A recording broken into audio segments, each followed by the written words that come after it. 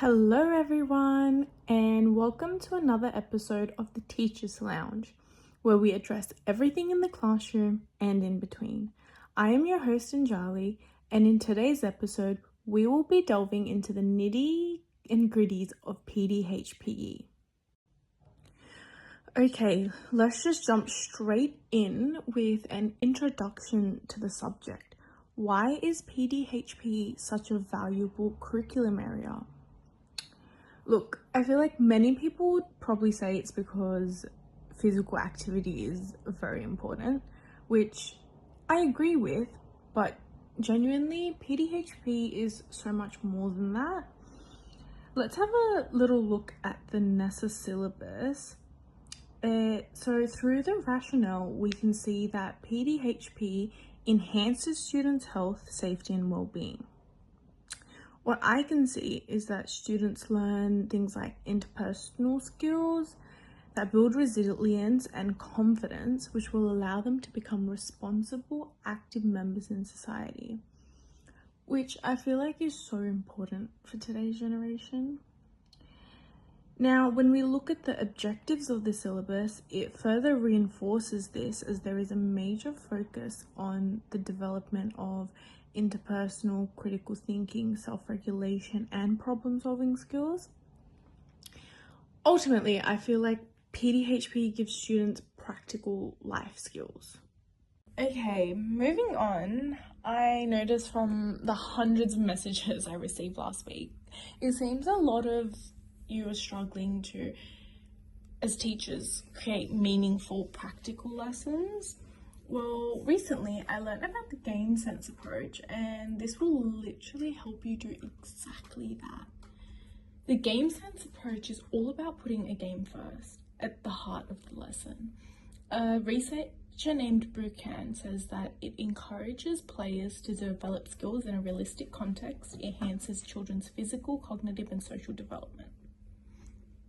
Look, I noticed that a lot of teachers are drilling the same skills over and over again, and for a child, imagine how boring that will get. And also, like, they aren't learning anything besides one skill. Also, we want pdhpe to be inclusive, right? And what is more inclusive than playing games that we can modify according to the students' needs? Okay, enough rambling about how good this approach is. It also links into the pdhpe syllabus strand movement, skill, and performance. The outcomes from stage 3 that relate to the game is PD 310, which selects and uses interpersonal skills to interact respectfully with others to promote inclusion and building connection. I feel like through the games, they learn to interact respectfully with others, and they work in teams, they solve problems and strategize. Another outcome this approach meets is PD 311, which is selects, manipulates, and modifies movement skills and concepts to effectively create and perform movement sequences. Through the game sense approach, students are learning to adapt, modify, and combine movement skills in response to different game challenges and situations. Now I'll be reflecting on 4 tutorials I've attended during my uni semester. I'll explain how it has helped me develop professionally. One of my practical lessons I felt like I learned a lot in was the teaching PE game sense approach. In this tutorial, I learned about the fabulous pedagogical approach I told you all about before.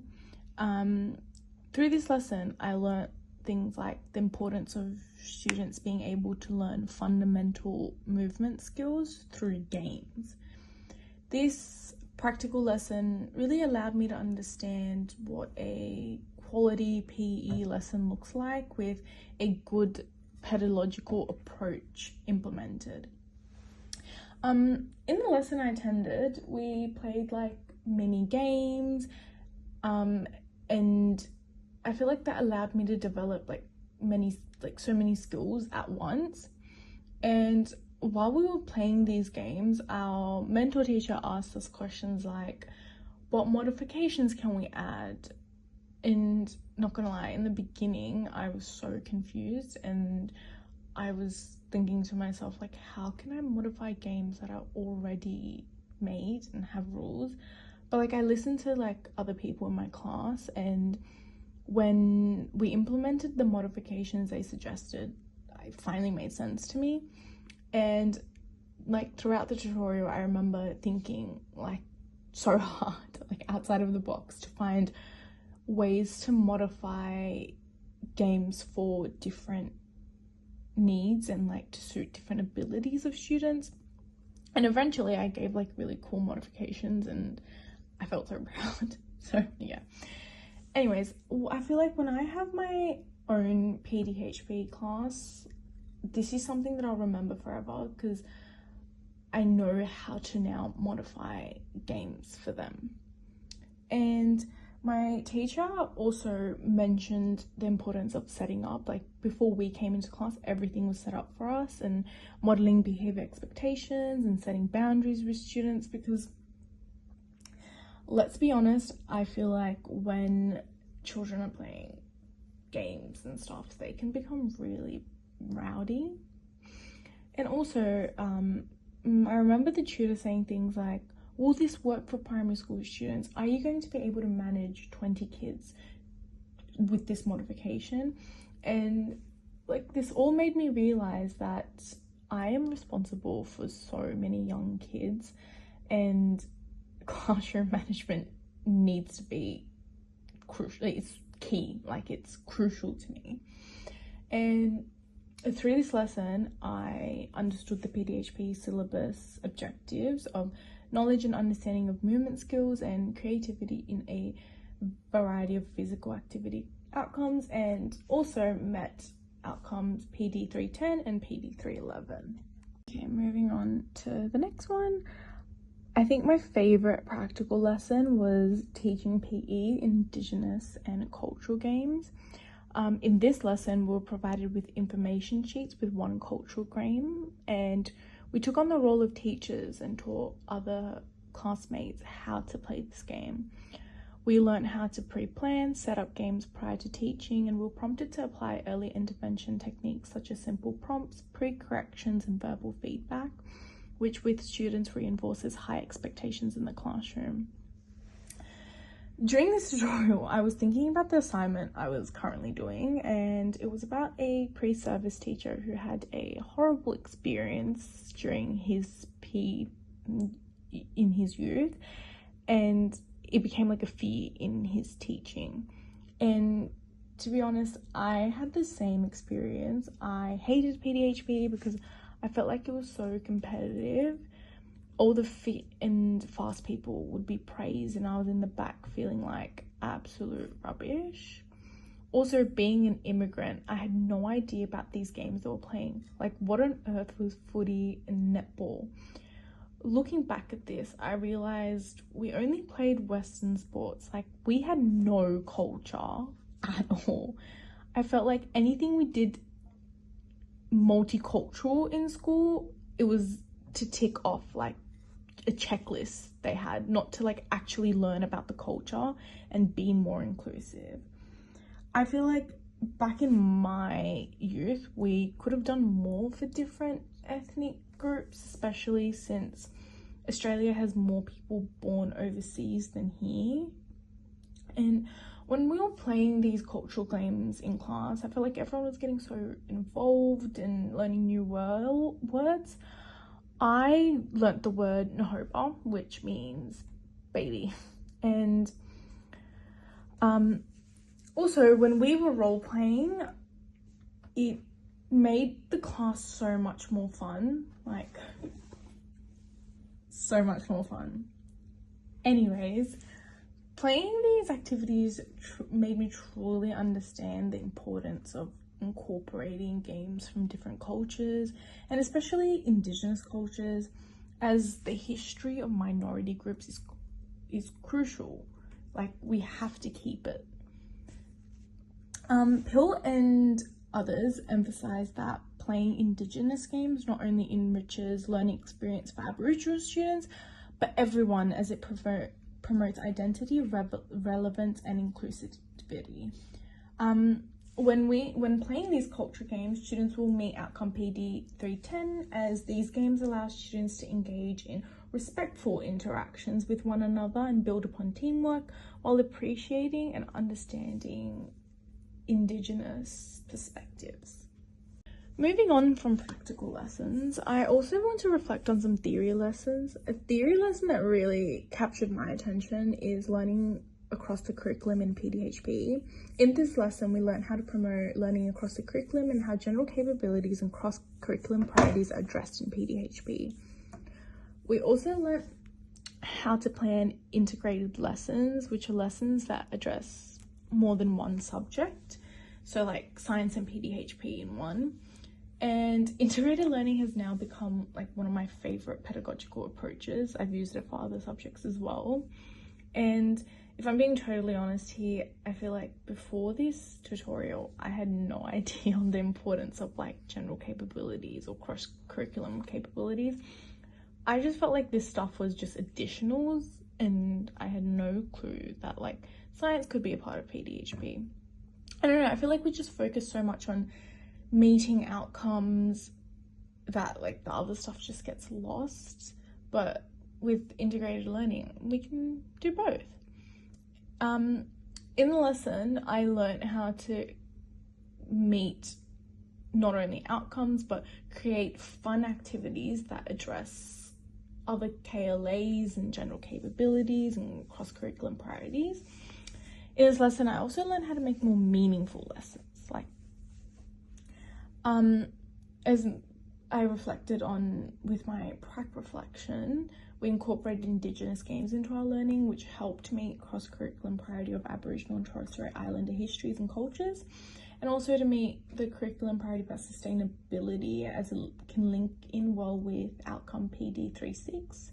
To meet outcome PD36, students are learning about factors that can influence their health and well-being. And the cross-curriculum priority comes in as environmental conditions can affect our bodies. Also, general capabilities such as like ICT, literacy and numeracy, which I never thought could be incorporated, can actually be incorporated, which was so surprising. Anyways, this lesson was just really valuable to me. Like, I can use what I learned in this lesson when I'm developing lessons of my own as a teacher. And I also learned the importance of pdhpe as a subject, because in the beginning of the unit, I was one of those students that said other subjects are more important, but this made me realize that no, it's as equally as important as other subjects, because it all intertwines with other and one another. And pdhpe is fundamental for a child's development in the classroom and outside. Okay, so the last lesson I wanted to reflect on is the sensitive issues in HPE, sexuality and relationships in HPE. When I walked into this tutorial, I was completely clueless. Like, I had no idea what was expected from teachers when speaking to students about this topic. And I heard so many teachers, quote unquote, getting into unnecessary trouble teaching sensitive topics, as like some parents are like, you know, think it's inappropriate and stuff. And for someone that's never taught in a classroom, I felt like so much fear. Like, I had no idea what I was doing. And a key thing that I learned in this lesson was the importance of creating a safe learning environment. Like, I know everyone says that, but in this lesson I learned why. And creating like a respectful bond with your students, because when we're learning sensitive topics, students must feel safe. They need to be able to understand why we're learning this stuff, and it must be a welcoming environment, and they should be able to speak freely, and they should be learning from someone they trust. Fisher 2019 explains that teachers must guide students through discussions. However, most teachers aren't equipped with enough guidance themselves. And I agree with this. I feel like it's very vague on how we should approach this topic, and I feel like it would be better for us all if teachers explicit training on how to teach this topic. And everyone has their own views and opinions and stuff like that, so in order to not provide biased information, we need better structure. But right now, all we can do is follow protocols such as providing teachers with an overview of what will be taught and also creating a safe learning environment. To end off, I will be providing you with an overall reflection on teaching PDHP. Through this unit, I feel like I've learned so many things that will help me in my future teaching career, like the importance of providing a safe, inclusive learning environment. That is something that is ingrained into my brain because I felt like my teachers could have done better, and now I want to do better and I want to be the example. And this unit has also allowed me to shift my mindset from like important subjects like maths and English and understand that all subjects are important for learning. And although we have like outcomes and stuff like that we have to meet, but we also have like cross-curricular and general capabilities to meet. And key thing I've learned is to be able to foster positive student and teacher relationships so that I can speak about any topics that may be sensitive. And I also learned new pedagogical approaches that I can apply when teaching, and these pedagogical approaches will ensure that I have a safe learning environment and to be a better role model. I also have an open mind when I'm teaching PDHP. I feel like now I'm more confident to teach PDHP. I have new games I've learned and I can implement these, and I've learnt the syllabus more, and practical lessons really helped build my confidence in teaching. Okay, that about wraps up today's episode of the Teachers Lounge. Thank you so much for tuning in. I'm your host Anjali, and I hope to see you in the next episode.